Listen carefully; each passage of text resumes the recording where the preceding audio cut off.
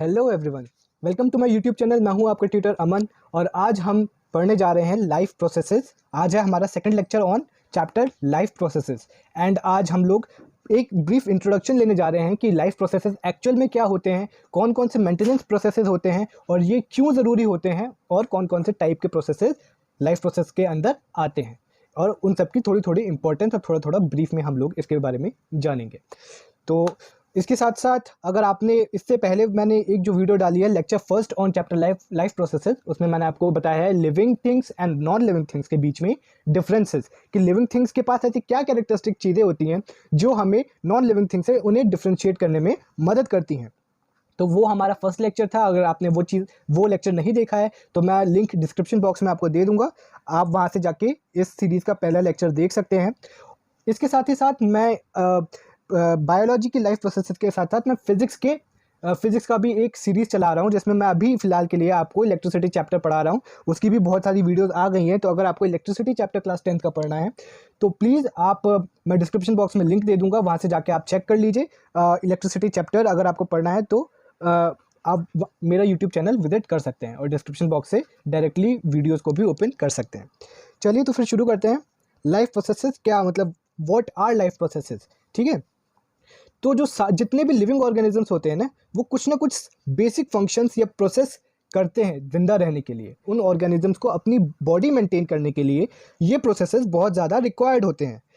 और कुछ इनमें से कुछ लाइफ प्रोसेसेस तब भी हो रहे होते हैं जब हम कोई भी एक्टिविटी नहीं कर रहे होते हैं, तब भी इनमें से कुछ लाइफ प्रोसेसेस हो रहे होते हैं। The maintenance process continues to occur even when we are just sitting or sleeping। और ये जो हमारे मेंटेनेंस प्रोसेस हैं ये तब भी हो रहे होते हैं जब हम कुछ नहीं कर रहे होते या सिर्फ बैठे होते हैं या सो रहे होते हैं। बिकॉज जब हम सो रहे होते हैं तो बहुत सारे बायोलॉजिकल प्रोसेसेस हमारी बॉडी के अंदर ऐसे हो रहे होते हैं जिनको क्या चाहिए होती है, एनर्जी चाहिए होती है। और उस एनर्जी की रिक्वायरमेंट को मीट करने के लिए ये सारे मेंटेनेंस प्रोसेसेस हमारे लगातार चलते रहते हैं। तो इसकी डेफिनेशन क्या होगी, तो ये ऐसे सारे processes which together keep the living organisms alive and perform the job of body maintenance are called life processes. ऐसे जितने भी प्रोसेस जो कि ऑर्गेनिज्म को चाहिए उसके जिंदा रहने के लिए, ठीक है ना। मेंटेनेंस फंक्शन, एक ऑर्गेनिज्म मेंटेन करता है अपने आप को, तो उस ऑर्गेनिज्म को मेंटेन करने के लिए जो भी लाइफ प्रोसेस जो भी प्रोसेसेस चल रहे होते हैं या उसे रिक्वायर्ड होते हैं, वो क्या कहलाते हैं, लाइफ प्रोसेसेस। तो अब इसकी एक बार डेफिनेशन देख लेते हैं कि लाइफ प्रोसेसेस की definition, all the processes which together keep the living organisms alive and perform the job of body maintenance. देखिए, किसी भी चीज़ को जिंदा रहने के लिए या अलाइव रहने के लिए उसका मेंटेन होना बहुत ज़रूरी है। तो वो सारे प्रोसेसेस जो कि एक लिविंग ऑर्गेनिजम्स को उसकी परफेक्ट स्टेट में या लिविंग स्टेट में मेंटेन रखते हैं, वो सारे प्रोसेसेस क्या कहलाते हैं, वो सारे प्रोसेसेस लाइफ प्रोसेसेस कहलाते हैं। 4 मेन तरीके के लाइफ प्रोसेसेस हैं। सबसे पहला है न्यूट्रिशन, दूसरा है रेस्पिरेशन, तीसरा है transport and fourth is excretion. ठीक है, ये 4 मेन लाइफ प्रोसेसेस हैं जो किसी भी इंडिविजुअल को लिविंग स्टेट में रखने के लिए चाहिए होते हैं। तो आइए अब ब्रीफ में इसके बारे में थोड़ा थोड़ा मैं आपको बताऊंगा कि न्यूट्रिशन क्या होता है, रेस्पिरेशन क्या होता है, ट्रांसपोर्ट क्या होता है एंड एक्सक्रीशन क्यों ज़रूरी होता है या क्यों चाहिए होता है। चलिए, अगर आपसे मैं एक क्वेश्चन करता हूँ कि लिविंग स्टेट में रहने के लिए या ज़िंदा रहने के लिए कौन सी एक चीज़ सबसे पहले आपके दिमाग में आती है जो कि बहुत ज़्यादा ज़रूरी है। तो सबसे पहली चीज़ जो मोस्ट ऑफ द आप स्टूडेंट्स के दिमाग में आएगी, सबसे पहली चीज़ जो ज़िंदा रहने के लिए बहुत ज़्यादा ज़रूरी है, दैट इज़ एनर्जी। और ये बात सही भी है, energy is required for maintaining the living state में रहने के लिए एनर्जी होना बहुत ज़्यादा ज़रूरी है। अब एक क्वेश्चन मैं आपसे पूछता हूँ, जब भी आपके बॉडी में आपको लो एनर्जी फील होती है, आपको बहुत कम एनर्जी फील होती है, तो आप क्या करते हैं, आप क्या लेते हैं, आप फूड लेते हैं। ठीक है, आप फूड लेते हैं या फिर आप ग्लूकोज लेते हैं। ठीक है, तो इससे ये फूड या ग्लूकोज लेने से क्या होता है, आप फिर से दोबारा एनर्जेटिक फील करने लगते हैं। ठीक है, तो ये जो एनर्जी, आप दोबारा से एनर्जेटिक फील करने लगते हैं। तो इससे मैं क्या समझता हूँ या इससे आप लोग क्या समझते हैं कि जो हमारी बॉडी है उसमें कांस्टेंट एनर्जी मेंटेन करने के लिए हमें बाहर से हमेशा फूड लेते रहना बहुत ज़्यादा ज़रूरी है। और ये फूड क्या करता है, this food provides us energy, जो कि हमें यही एनर्जी हमें लिविंग स्टेट में रखने के लिए बहुत ज़्यादा ज़रूरी होती है। ठीक है, तो सबसे पहले एक चीज़ तो वो लाइफ प्रोसेस जो कि हमें बाहर एक्सटर्नल सराउंडिंग से फूड ऑब्टेन करने में और उसे यूटिलाइज करने में हमारी बॉडी के अंदर जो प्रोसेस हमारी मदद करता है, that is called as nutrition. तो न्यूट्रिशन की डेफिनेशन भी यही है, that it is the process by which the organism obtain food and utilise the nutrients that food. मतलब न्यूट्रिशन सिर्फ ये नहीं है कि खाने को खाना, मतलब जैसे खाने को यूटिलाइज करना। Nutrition is not, it consist of two parts, कि first of all obtain the nutrients, खाने को पाना, और उसके बाद में खाने को यूटिलाइज करना। Nutrition consist of two parts, खाने को ऑब्टेन करना और खाने को फिर यूटिलाइज करना। दैट्स वाई यहाँ पे लिखा है it is the process by which the organisms obtain and utilise the nutrients. सबसे पहले आपको खाने को ऑब्टेन करने के तरीका और फिर ऑब्टेन करने के बाद में उसे यूटिलाइज करने के तरीकों को क्या कहते हैं? न्यूट्रिशन कहते हैं। अब न्यूट्रिशन और न्यूट्रिएंट्स में थोड़ा डिफरेंस होता है। न्यूट्रिएंट्स क्या होते हैं? देखिए, nutrients are the source of energy. देखिए, न्यूट्रिएंट्स का मतलब क्या? न्यूट्रिएंट्स का मतलब फूड। न्यूट्रिएंट्स से क्या समझते हैं हम लोग? न्यूट्रिएंट्स का मतलब होता है food, and this food is the source of energy which comes from outside the body of an individual organism. ठीक है, तो ये जो न्यूट्रिएंट्स हैं, ये असल में क्या होता है? यही फूड होता है ऑर्गेनिज्म का। ठीक है, और ये क्या होता है हमारे लिए? ये हमारे लिए होता है, हमारी बॉडी के लिए होता है सोर्स ऑफ एनर्जी। और ये सोर्स ऑफ एनर्जी, ये न्यूट्रिएंट्स कहाँ प्रेजेंट होते हैं? ये न्यूट्रिएंट्स अगर बॉडी के अंदर प्रेजेंट होते, अगर ये न्यूट्रिएंट्स हमें बॉडी के अंदर से ही मिल रहे होते, तो क्या हमें फूड लेने की ज़रूरत पड़ती? नहीं पड़ती। इसलिए इसी वजह से, क्योंकि these nutrients are present outside the body, that's why हमें आउटसाइड से, हमारी बॉडी के बाहर ये न्यूट्रिएंट्स प्रेजेंट होते हैं। इस वजह से हमें कंटिन्यूसली इन्हें ऑब्टेन करना पड़ता है और फिर उन्हें यूटिलाइज करना पड़ता है, ताकि हमें कांस्टेंट एनर्जी मिल सके। ठीक है, अब ये जो देखिए, हमारे जितने भी लिविंग ऑर्गेनिजम्स हैं, वो सब, उन सब में मोस्टली क्या है? उन सब में मोस्टली कौन से मॉलिक्यूल से बने हुए हैं? कार्बन के कंपाउंड से बने हुए हैं। हमारे जितने भी लिविंग ऑर्गेनिजम्स हैं, मोस्टली सब कार्बन के कंपाउंड से बने हैं।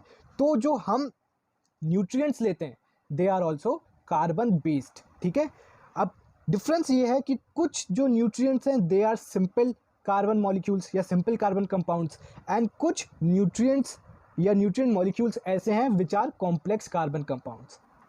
So based on the complexity of the carbon molecules, different organisms have different nutritional processes.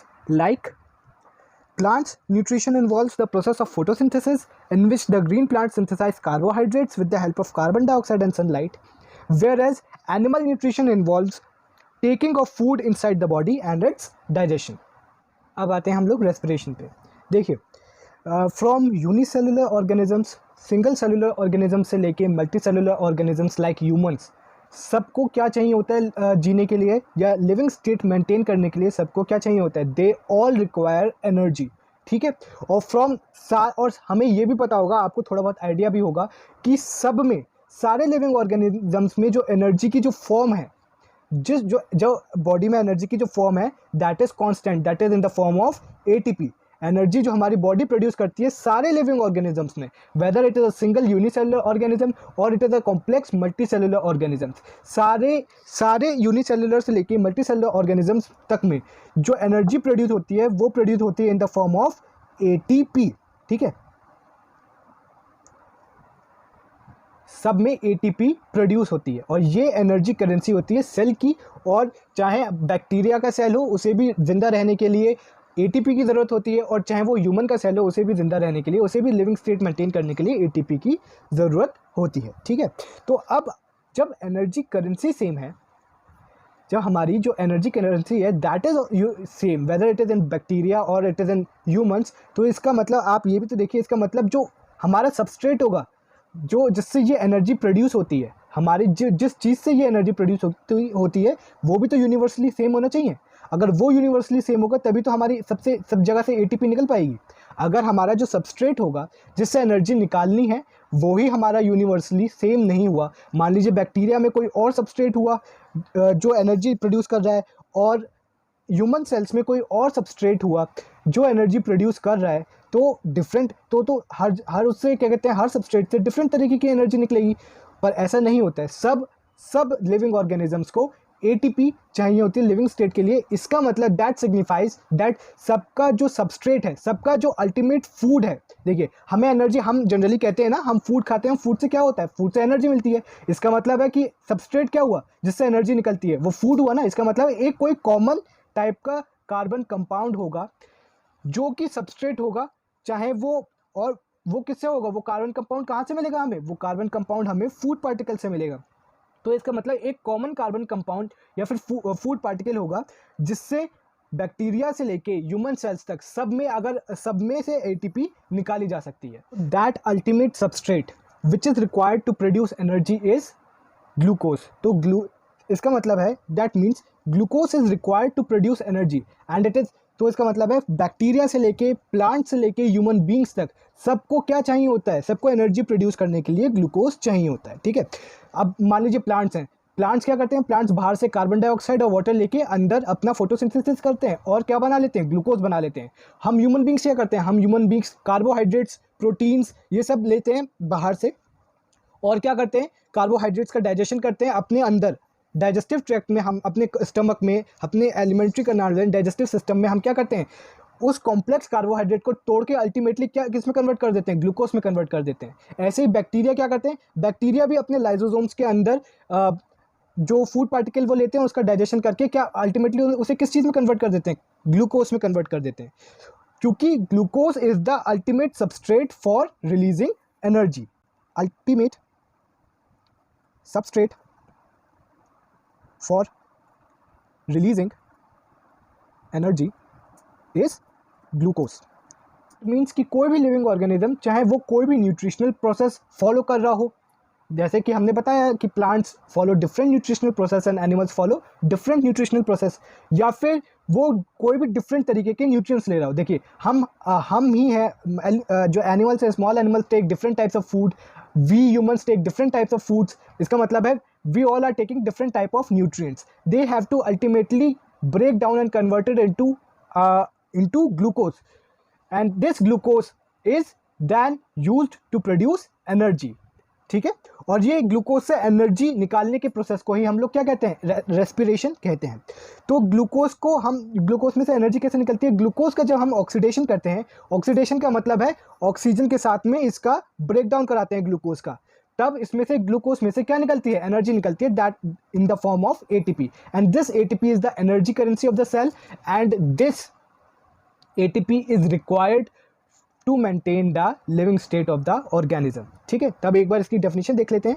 It is the process that involves breakdown of nutrients through oxidation and release of energy for cellular needs। For this, many organisms take oxygen from outside the body। देखिए, energy निकालने के लिए दो चीज़ की ज़रूरत है। देखिए, एक हमारा सबस्ट्रेट है क्या, ग्लूकोज, और ग्लूकोज अपने आप तो एनर्जी नहीं देता है ना। ग्लूकोज कब एनर्जी देता है, ग्लूकोज तब एनर्जी देता है जब ये ऑक्सीजन के साथ में रिएक्ट करता है, जब ऑक्सीजन इसके ऊपर अटैक करती है, तब इसका ऑक्सीडेटिव ब्रेकडाउन होता है और तब इसमें से एनर्जी निकलती है। और ये ऑक्सीजन हमें कहाँ से मिलती है, ये ऑक्सीजन हमें कहाँ से मिलती है, एक्सटर्नल एनवायरनमेंट से मिलती है। तो अभी तक हमने जितना डिस्कशन किया है उससे हमें ये पता चल रहा है कि कोई भी सेल हो, चाहे वो मल्टी सेलुलर ऑर्गेनिज्म का सेल हो या फिर वो खुद यूनिसेलुलर ऑर्गेनिज्म हो, किसी भी सेल को एनर्जी प्रोड्यूस करने के लिए दो चीज़ों की ज़रूरत होती है, एक तो ग्लूकोज और दूसरा क्या, ऑक्सीजन। जब ग्लूकोज और ऑक्सीजन प्रेजेंट होंगे तभी वो उस ग्लूकोज का ऑक्सीडेटिव ब्रेकडाउन कर पाएगा वो सेल, और उसमें से एनर्जी निकाल पाएगा। और हर सेल को, each and every single cell requires energy to maintain its living state, है ना। दैट्स वाई तो हमें ये पता चल गया कि किसी भी सेल को दो चीज़ों की ज़रूरत होती है, ग्लूकोज की ज़रूरत होती है और ऑक्सीजन की ज़रूरत होती है। अब देख लेते हैं हम सिंगल सेलुलर ऑर्गेनिजम्स के रिगार्डिंग में। जैसे मान लीजिए ये सिंगल सेलुलर ऑर्गेनिज्म है, तो ये इसके पास सिर्फ एक ही सेल होगा। सिंगल सेल का मतलब एक ही cell, single cellular organisms are only made up of one cell. तो ये जो इनका ये जो सेल है, this is in contact of external environment, ये इनके एक्सटर्नल एनवायरनमेंट के कॉन्टैक्ट में। तो जैसे ही ये फूड पार्टिकल आएगा इसके कॉन्टैक्ट में, जैसे मान लीजिए यहाँ पे फूड पार्टिकल है, ये फूड पार्टिकल इसके कॉन्टैक्ट में आया तो इसने क्या किया, डिफ्यूजन से इसे अपने अंदर ले लिया, और ये फूड पार्टिकल बाद में किस चीज़ में कन्वर्ट हो जाएंगे, ये फूड पार्टिकल का डाइजेशन करके किस में कन्वर्ट कर देगा, ग्लूकोज में कन्वर्ट कर देगा अपने अंदर। ठीक है, अब मान लीजिए एक्सटर्नल एनवायरनमेंट में इसके ऑक्सीजन भी तो प्रेजेंट होगी। अब ये ऑक्सीजन इसने क्या करा, डिफ्यूजन के थ्रू अंदर आ गई ये ऑक्सीजन, और फूड पार्टिकल में ऑक्सीजन ने जब इसका अटैक किया तो इसका उस फूड पार्टिकल का, ग्लूकोज का क्या हो गया, ऑक्सीडेटिव ब्रेकडाउन हो गया और इसमें से एनर्जी निकल गई। बट अगर हम मल्टी सेलुलर ऑर्गेनिजम्स का केस देखें, when we see the case of multi cellular organisms, मान लीजिए मल्टी सेलुलर ऑर्गेनिजम्स में बहुत ज़्यादा सेल्स होते हैं। मान लीजिए ये है multi cellular organism, and this multi cellular organisms consist of many layers of cells. For example, मैंने आपको एक एग्जाम्पल दिया है, ये सारे क्या हैं, ये सारे जैसे मान लीजिए ये ट्री की स्टेम है, ठीक है। ट्री या फिर प्लांट की स्टेम कह लेते हैं, ये प्लांट की स्टेम है, मैंने उसका सेक्शन बनाया है। और इसमें आप अगर ये देखें कि ये सारा क्या है, ये एक्सटर्नल एनवायरनमेंट है, ये भी एक्सटर्नल एनवायरनमेंट है। तो मैं अगर इसमें देखता हूँ कि इसमें सिर्फ जो ये आउटर लेयर है, ये वाली लेयर है, ये वाली लेयर एंड दिस लेयर, खाली इतने से ही सेल्स आउटर एनवायरनमेंट के कांटेक्ट में है। तो अगर मैं कहना भी चाहूँ तो ये सेल्स बाहर से क्या ले सकते हैं, अपना मान लीजिए फूड ले सकते हैं और ऑक्सीजन ले सकते हैं और अपनी एनर्जी प्रोड्यूस कर सकते हैं। ये जितने भी सेल्स जो आउटर एनवायरनमेंट में है वो अपने लिए बाहर से, क्योंकि वो आउटर एनवायरनमेंट के कांटेक्ट में है, तो वो अपने लिए बाहर से ऑक्सीजन भी ले सकते हैं डिफ्यूज़न के थ्रू, और क्या कहते हैं, वो लोग फूड भी ले सकते हैं डिफ्यूज़न के थ्रू। But what about the cells which are present inside in the core? क्योंकि मल्टी सेलुलर ऑर्गेनिजम्स में तो सिर्फ बहुत चंद सेल होते हैं जो बाहर एक्सटर्नल एनवायरनमेंट के कांटेक्ट में होते हैं। बाकी सेल्स क्या होते हैं, बाकी सेल्स तो एक्सटर्नल एनवायरनमेंट से सेपरेटेड होते हैं। अब इन्हें जिंदा रहने के लिए, इन्हें लिविंग स्टेट मेंटेन करने के लिए इन्हें भी तो चाहिए ऑक्सीजन एंड ग्लूकोज। तो इनके पास कैसे ऑक्सीजन और ग्लूकोज आ पाएगा? क्योंकि ये लोग तो अपनी रिक्वायरमेंट डिफ्यूज़न से नहीं मीट कर सकते, क्योंकि डिफ्यूज़न किस में होता है, डिफ्यूज़न तो सिर्फ बाहर वाले सेल्स में हो पाएगा ना, अंदर वाले सेल्स में तो हो ही नहीं पाएगा। That's why here comes the role of transport. क्योंकि ट्रांसपोर्ट क्या करवाता है, transport consist of specific cells, जो कि ट्रांसपोर्ट क्या करता है, ऑक्सीजन। मान लीजिए जैसे हमारे ऑर्गेनिजम्स हैं, हम ह्यूमन बींग्स हैं, हम ह्यूमन बींग्स क्या करते हैं, हम ह्यूमन बींग्स रेस्पिरेटरी ट्रैक्ट के थ्रू क्या करते हैं, हम रेस्पिरेटरी ट्रैक्ट के थ्रू क्या लेते हैं, ऑक्सीजन लेते हैं, ठीक है। और ये ऑक्सीजन रेस्पिरेटरी ट्रैक्ट के थ्रू फिर ब्लड में होके it reaches to each and every cell of the body, each cell of body, ठीक है। ऐसे ही हम लोग क्या करते हैं, हम लोग फूड लेते हैं, this food gets converted into glucose in digestive tract, ठीक है, and this glucose is transported by blood to each and every cell of the body। और और इसी तरीके से हर सेल के पास में, हमारे बॉडी के हर सेल के पास में ग्लूकोज भी पहुंच जाता है और ऑक्सीजन भी पहुंच जाती है। और जब ग्लूकोज और ऑक्सीजन पहुंच जाती है तो आसानी से उसका रेस्पिरेशन हो सकता है और उसमें से एनर्जी प्रोड्यूस होती है, और ईच एंड एवरी सेल हमारी बॉडी का लिविंग स्टेट मेंटेन कर लेता है। तो वो मैकेनिज्म जिसकी वजह से ग्लूकोज एंड ऑक्सीजन या फिर डिफरेंट तरीके के सब्सटेंसेस सारे सेल्स को अवेलेबल हो पाते हैं, वो मैकेनिज्म क्या कहलाता है, ट्रांसपोर्ट कहलाता है। ट्रांसपोर्ट सिंगल सेलुलर ऑर्गेनिजम्स में ज़रूरी नहीं है, क्योंकि डिफ्यूज़न ही सिंगल सेलुलर ऑर्गेनिजम्स में सारी रिक्वायरमेंट मीट कर देता है। But in multi cellular organism transport is a very essential life process. तो इसकी डेफिनेशन देख लेते हैं। सिंगल सेल्ड ऑर्गेनिजम्स में कोई भी स्पेसिफिक ऑर्गन नहीं होता है, क्योंकि उनकी जितनी भी रिक्वायरमेंट है वो सब क्योंकि एक सिंगल सेल है ना, तो वो सारा एक्सटर्नल सराउंडिंग के कांटेक्ट में होता है, तो उसको कोई स्पेसिफिक ऑर्गन नहीं चाहिए होता है, क्योंकि उसके एंटायर बॉडी एक्सटर्नल एनवायरनमेंट के कांटेक्ट में होती है, इसलिए वो अपनी सारी रिक्वायरमेंट्स डिफ्यूज़न के थ्रू मीट कर सकता है। बट अगर मल्टी सेलुलर ऑर्गेनिजम्स के बारे में बात करें तो उनमें डिफ्यूज़न सफिशिएंट नहीं होता है, because only few cells are in the contact of external environment, बाकी सब डीपली सीटेड होते हैं, वो एक्सटर्नल एनवायरनमेंट के कॉन्टैक्ट में नहीं होते हैं। इसलिए specific tissues and organs are required for them for transportation of materials. कौन कौन से मटीरियल्स का ट्रांसपोर्ट होना बहुत ज़रूरी होता है, ग्लूकोज एंड ऑक्सीजन का ट्रांसपोर्ट होना बहुत ज़्यादा ज़रूरी होता है।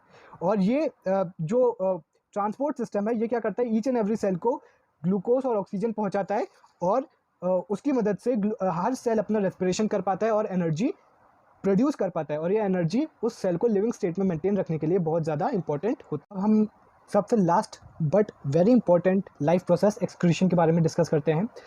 देखिए, जब भी सेल रेस्पिरेशन करता है, हमें ये पता है कि रेस्पिरेशन करने के लिए respiration is very important to produce energy and it is a must required process, ठीक है। जब भी कोई भी सेल रेस्पिरेशन करता है, तब वो रेस्पिरेशन करने के बाद में एनर्जी तो निकलती है, उसके साथ में कुछ साइड प्रोडक्ट्स भी निकलते हैं, सच एज कार्बन डाइऑक्साइड, जो कि अगर हमारी बॉडी में इकट्ठे हो जाते हैं, if they get accumulated then they will produce severe side effects, severe toxic effects to our body. तो ऐसे सब्सटेंसेस को हम अपनी बॉडी में इकट्ठा नहीं होने दे सकते, इसलिए इन टॉक्सिक सब्सटेंसेस को फेंकना बहुत ज़्यादा ज़रूरी होता है। तो इन टॉक्सिक सब्सटेंसेस को फेंकने के तरीके को ही हम लोग क्या कहते हैं, एक्सक्रीशन कहते हैं।